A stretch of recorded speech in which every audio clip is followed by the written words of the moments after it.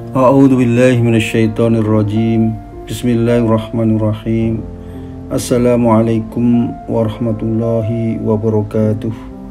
Alhamdulillahirabbil alamin. Allahumma shalli ala sayyidina Muhammad wa ala ali sayyidina Muhammad. Kita akan melanjutkan penalukan dalam Islam. Dalam tema kita berikutnya adalah tentang perang salib. Setelah kita membahas penalukan dalam Islam, terutama terakhir di zaman dinasti Abbasiyah, maka pembahasan selanjutnya adalah tentang sejarah perang salib. Dapat dilihat bahwa pada masa-masa perang salib terjadi, yaitu pada beberapa periode yang berbeda dari pemerintahan Islam. Perang ini telah dimulai sejak masa dinasti Abbasiyah sebenarnya, terutama periode dinasti Saljuk, dan berakhir pada masa dinasti Mamluk. Dan di antara keduanya terdapat masa dinasti Ayyubiyah.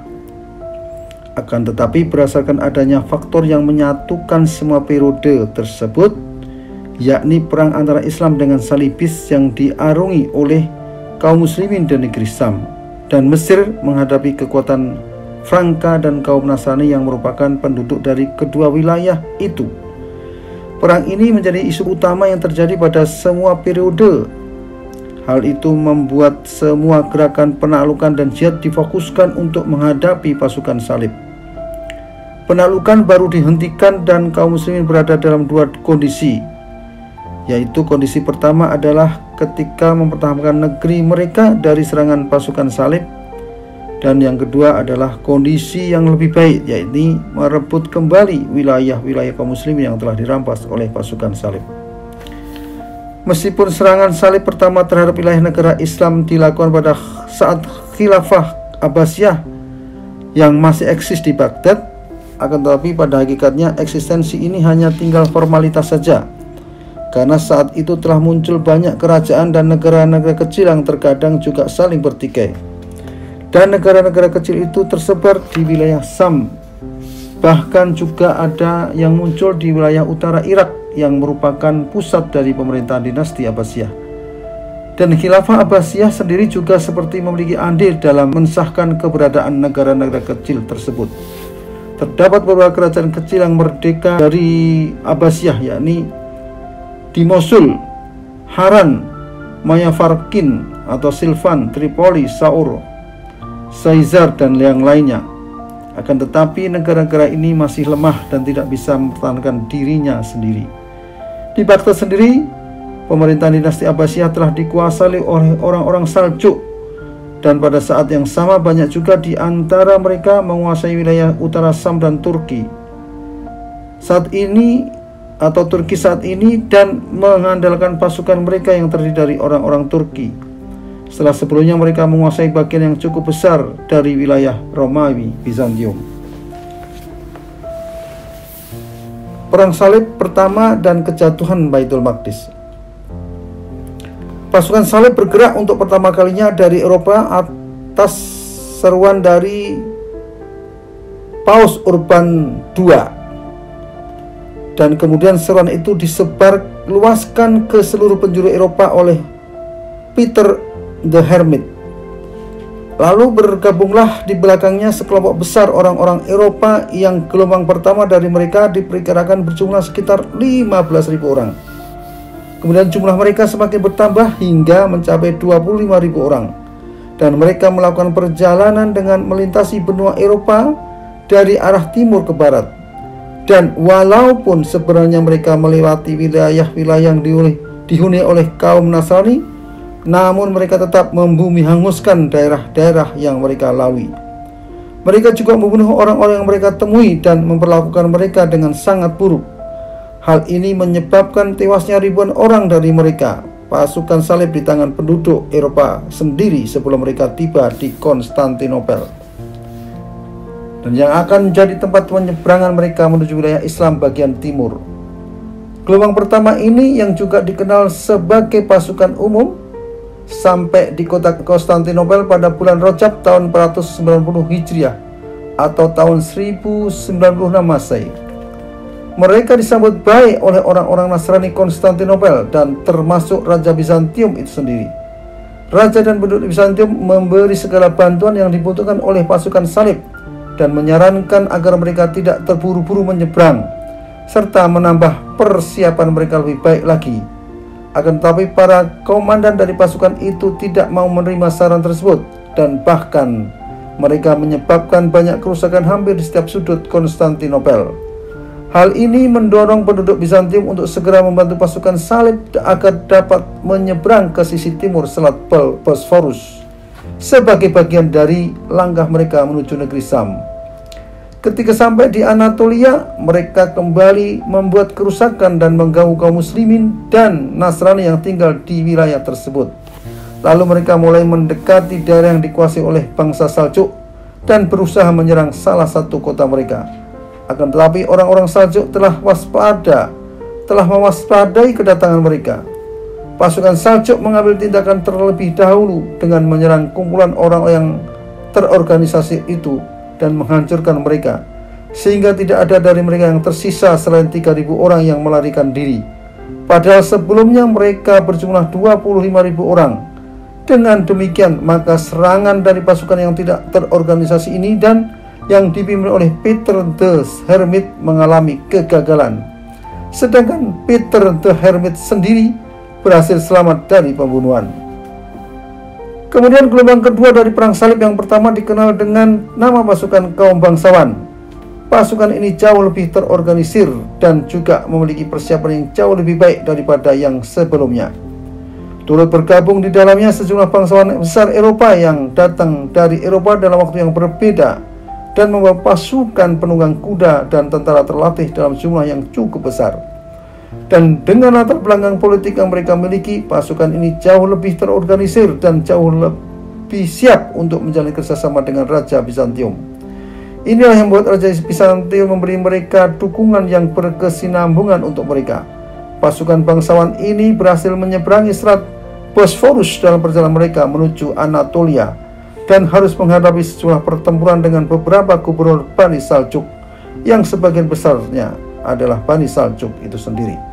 Dan mereka juga berhasil menguasai beberapa kota di Anatolia, terutama kota Nisea. Kemudian setelah itu mereka dipecah menjadi dua pasukan utama. Pasukan pertama bergerak ke arah timur dengan dipimpin oleh Baldwin, dan tujuan adalah kota Raha, Edessa, di mana komunitas orang-orang Armenia sangat banyak di sana, sehingga pasukan salib dapat memastikan kesetiaan dan bantuan dari mereka. Pasukan salib dengan bantuan orang-orang Armenia berhasil merebut kota Edessa dan mendirikan kerajaan salib pertama di sana. Dan itu terjadi pada tahun 490 Hijriah, yang diikuti dengan perluasan wilayah kekuasaan mereka secara bertahap dengan merebut wilayah-wilayah Islam lain yang berada di sekitarnya, hingga kemudian kerajaan mereka menjadi lebih kuat. Sedangkan pasukan kedua bergerak ke arah barat di bawah pimpinan Bohemond, dan tujuannya adalah Antiochia yang saat itu dipimpin oleh Gubernur Zaki Sian yang dari dinasti Saljuk yang berjuang mati-matian mempertahankan kotanya. Pasukan salib melakukan pengepungan terhadap kotanya selama 9 bulan sementara ia tetap bertahan di hadapan mereka. Ia juga pernah mencoba untuk meminta bantuan kepada kaum muslimin yang berada di Damaskus, Aleppo, Baghdad dan yang lainnya. Akan tetapi sia-sia karena kondisi negara Islam saat itu sangat lemah, sementara pertikaian di dalam tubuh umat Islam cukup kuat. Akibatnya tidak ada bantuan berharga yang benar-benar sampai kepadanya. Dan di luar itu, para sejarawan juga menyebutkan tentang adanya hubungan antara pasukan salib dengan Bani Fatimiyah. Dan Bani Fatimiyah telah menyepakati untuk menghalangi datangnya bantuan untuk Antiochia sampai kota itu jatuh ke tangan pasukan salib. Dan sebagai imbalannya, pasukan salib akan membiarkan Bani Fatimiyah merebut Baitul Maqdis dari tangan orang-orang yang masih setia kepada dinasti Abbasiyah. Setelah melewati sejumlah pertempuran dan pengepungan yang cukup panjang, seorang laki-laki dari bangsa Armenia mengkhianati Gubernur Saljuk dan membukakan gerbang-gerbang kota bagi pasukan salib sehingga mereka bisa memasukinya. Di dalam kota mereka melakukan pembunuhan dan perampokan, dan tidak ada yang selamat dari kaum muslimin kecuali sekelompok kecil saja. Peristiwa ini membuat kaum muslim yang berada di wilayah sekitarnya menjadi amat cemas dan mendorong banyak dari mereka untuk pergi dan meninggalkan wilayah itu. Hal ini sangat membantu pasukan salib dalam perjalanan mereka menuju ke selatan, karena perjalanan mereka menjadi lebih mudah dari sebelumnya. Dengan keberhasilan berdirilah kerajaan salib yang kedua di Antiokhia di bawah pimpinan Bohemond. Dengan demikian, maka pasukan salib berhasil memiliki dua markas utama yang terletak di bagian timur laut dan juga barat laut dari negeri Syam. Pasukan salib menetap di Antiokhia selama 9 bulan untuk memperkuat kedudukan mereka di kota itu dan sekaligus menunggu bantuan yang datang. Kemudian mereka memutuskan untuk melanjutkan perjalanan ke arah selatan menuju tujuan utama mereka, yaitu Baitul Maqdis. Dalam perjalanan Baitul Maqdis, mereka berhasil merebut sejumlah wilayah seperti Ma'arat An-Nu'man, di mana mereka membunuh semua penduduknya dalam sebuah pembantaian yang brutal dan biadab. Kemudian mereka melanjutkan perjalanan dengan melewati Tripoli, Beirut, Saur, dan kota-kota lainnya. Sementara itu kaum Nasrani yang berada di Syam, khususnya kaum Nasrani Libanon, menyambut kedatangan pasukan salib dengan sambutan yang gegah gempita dan sangat hangat serta memuji kehebatan mereka. Dan mereka dan anak-anaknya bahkan juga bersedia menjadi penunjuk jalan bagi pasukan salib dalam perjalanan mereka menuju Baitul Maqdis. Dan pasukan salib sendiri menyebut mereka sebagai orang-orang yang beriman dari penduduk asli. Berkat bantuan mereka, pasukan salib pun berhasil sampai ke Baitul Maqdis. Saat itu Bani Fatimiyah telah merebut Baitul Maqdis dari Bani Saljuk sebagai simbol perlawanan dan pembangkangan mereka terhadap dinasti Abbasiyah. Ini terjadi beberapa bulan sebelum adanya serangan dari pasukan salib, dan Bani Fatimiyah juga berusaha menyebarkan mazhab batinah mereka di kota itu. Ketika pasukan salib datang mengancam, mereka berusaha untuk mempertahankannya, namun sia-sia. Lalu mereka minta bantuan dari Kairo, namun mereka tidak mendapatkan jawaban dari Kairo. Sementara pada saat yang sama, bantuan terus berdatangan kepada pasukan salib saat mereka tengah mengepung Baitul Maqdis. Hal ini semakin menambah kekuatan pasukan salib dan sebaliknya makin melemahkan perlawanan dari para orang-orang yang mencoba mempertahankan Baitul Maqdis. Pasukan salib kemudian membuat menara-menara dari kayu sehingga mereka berhasil menerobos benteng-benteng Baitul Maqdis, memasuki kota, merebutnya, dan membunuh seluruh kaum muslimin yang berada di dalam kota itu. Bahkan dikatakan bahwa mereka membunuh lebih dari 70.000 orang di halaman Masjid Al-Aqsa. Salah seorang sejarawan perang salib mengatakan, mereka mondar-mandir dari jalanan kota dan di seluruh tempat yang ada di dalam kota itu dengan menghunus pedang mereka, dengan mengenakan tameng dan pelindung kepala. Lalu mereka membunuh semua musuh yang mereka jumpai tanpa mempedulikan usia, kondisi, ataupun perbedaan lainnya. Pembantaian yang sangat menakutkan tersebar di seluruh tempat. Banyak sekali kepala-kepala yang terpisah dari badannya bertebaran di setiap sudut, dan sangat sulit untuk melangkah dan berpindah dari satu tempat ke tempat lainnya tanpa berjalan di atas jasad mayat-mayat yang dibunuh. Sebelumnya para komandan pasukan mereka telah membukakan jalan yang bermacam-macam untuk pasukan mereka menuju pusat kota. Dan saat bergerak maju, mereka melakukan pembantaian terhadap penduduk kota yang tidak dapat digambarkan. Dan pawai atau arak-arakan mereka diikuti oleh kerumunan orang-orang yang haus akan darah musuh dan telah bertekad sepenuhnya untuk mengusahakan musuh-musuh mereka itu secara keseluruhan. Pada bagian lain dari bukunya, sejarawan itu mengatakan, pembantaian yang dilakukan di seluruh bagian dari tempat di kota itu sangatlah menakutkan. Pertumpahan darah amat sangat mengerikan, sehingga bahkan pihak yang menang pasukan salib itu sendiri juga dihinggapi oleh perasaan ngeri dan jijik.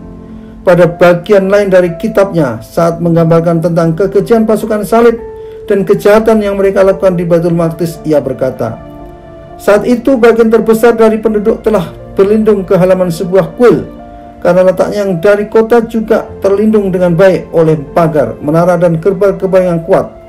Hanya saja usaha mereka ini masih tidak dapat menyelamatkan mereka, karena mereka diikuti oleh Tankerdi dengan sebagian besar pasukannya. Lalu ia membuka jalan menuju ke dalam kuil, dan setelah melakukan pembantaian yang mengerikan, dikatakan dalam salah satu riwayat bahwa ia memindahkan emas, perak dan permata dalam jumlah yang sangat besar. Namun diyakini ia mengembalikan semua harta karun itu secara utuh setelah semuanya kembali menjadi tenang. Setelah melakukan pembantaian terhadap semua orang yang mereka jumpai di seluruh penjuru kota, kemudian pasukan salib lainnya kemudian mengetahui bahwa banyak penduduk kota yang melarikan diri dan berlindung di lorong-lorong yang disucikan dari bangunan kuil. Karena itulah mereka bersepakat untuk segera menyerang ke sana. Lalu sejumlah besar pasukan berkuda dan pasukan pejalan kaki masuk ke dalam kuil dan membunuh semua orang yang berlindung di dalamnya. Tidak ada sedikit pun rasa kasihan terhadap seorang pun dari penduduk itu. Dan tempat itu pun kemudian dibanjiri dengan darah para korban. Inilah ketetapan Allah yang adil bagi orang-orang yang telah menodai tempat suci Al-Masih dengan ritual-ritual yang penuh khurafat dan menjadikannya sebagai tempat yang asing bagi penduduknya yang beriman, di mana mereka harus menebus kesalahan mereka dengan kematian dan membersihkan lorong-lorong yang suci dengan menumpahkan darah mereka. Merupakan sebuah kemustahilan untuk melihat besarnya jumlah korban pembantaian saat itu tanpa dihinggapi oleh perasaan ngeri. Potongan-potongan tubuh mayat berserakan di setiap tempat. Tanah tertutup oleh darah para korban.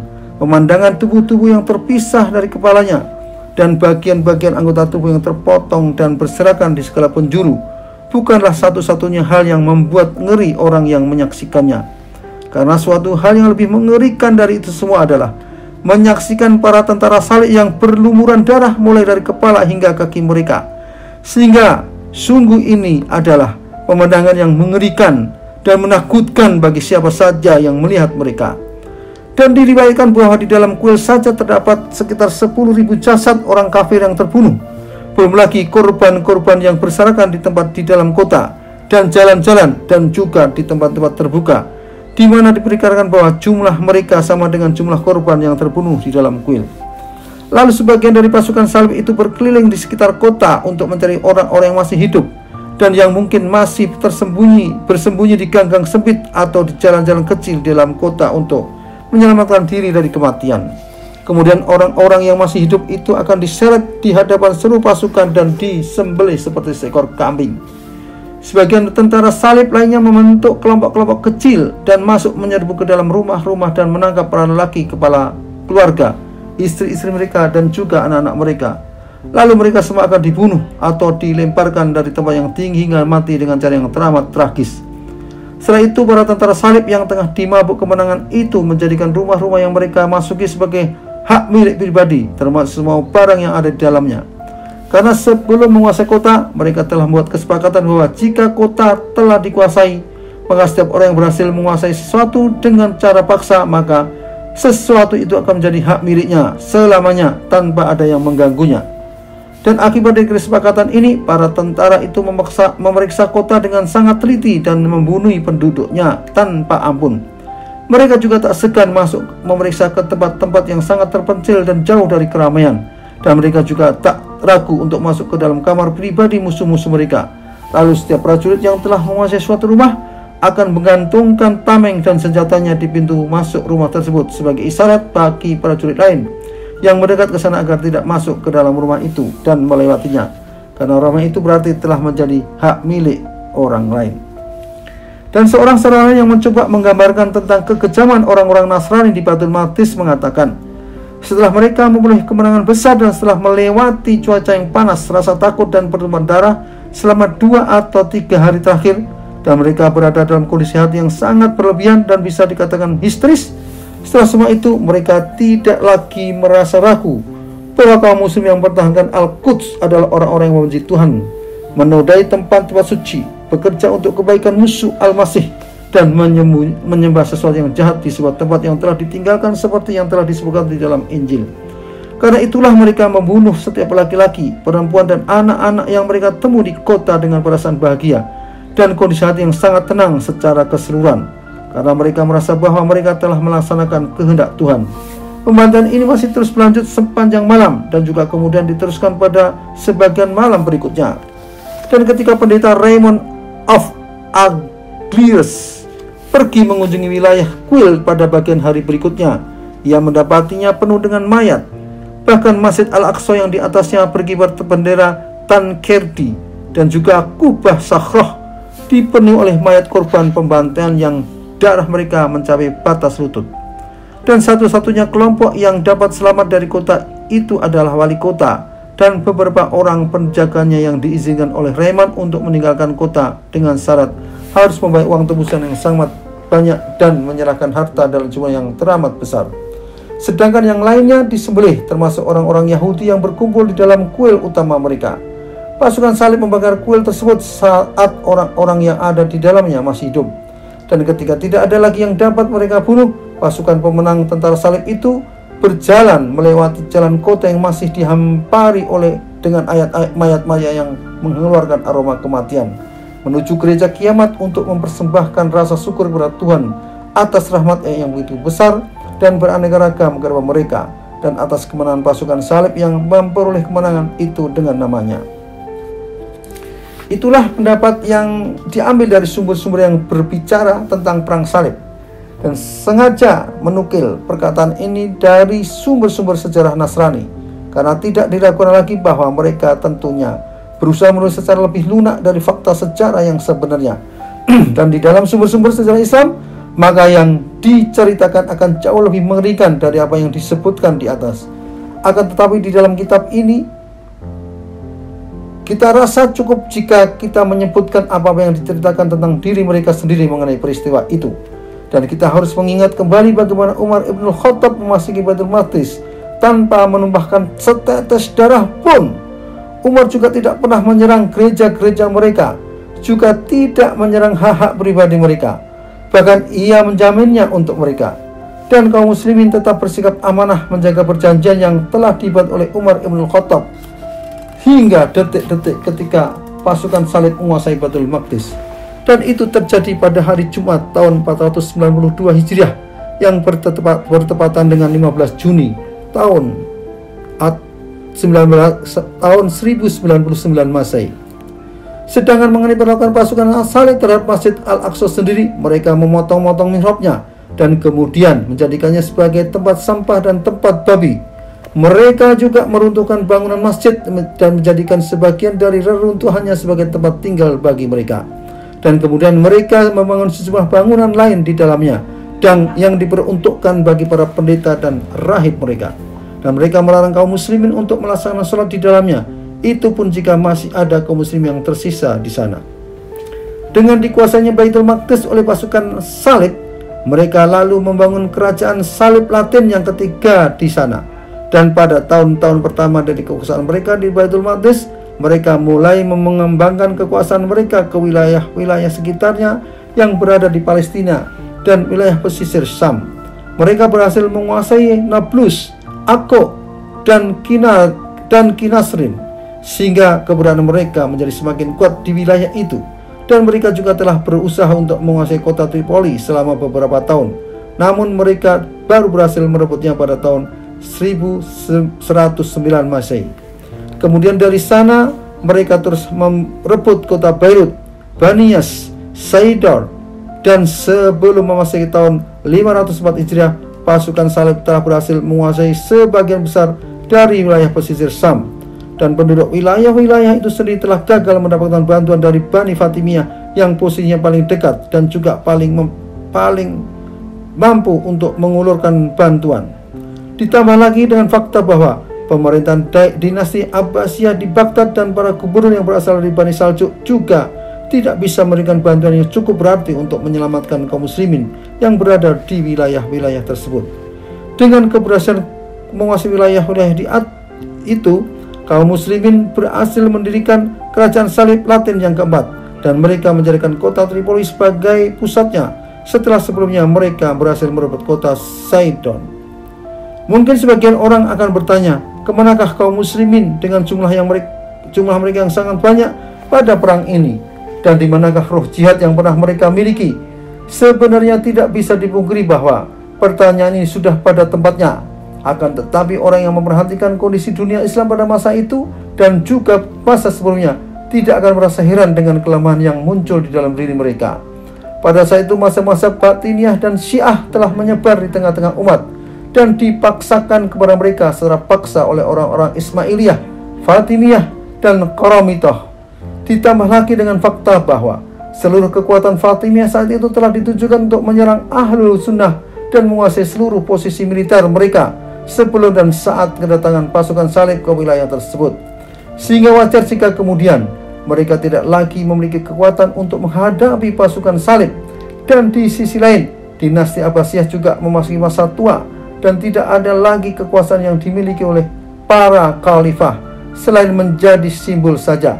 Sedangkan kekuatan militer saat itu dikuasai oleh bangsa Saljuk yang juga tengah mengalami periode kelemahan karena banyak di antara mereka yang mulai mengutamakan kehidupan dunia dan membenci kematian. Meskipun ada beberapa gubernur dari mereka yang melakukan sejumlah usaha perlawanan terhadap pasukan salib, akan tetapi usaha-usaha tersebut tidak berhasil karena kelemahan utama yang mereka miliki adalah tidak adanya hubungan kerjasama di antara mereka kaum muslimin. Ini bagian perang salib yang pertama. Assalamualaikum warahmatullahi wabarakatuh.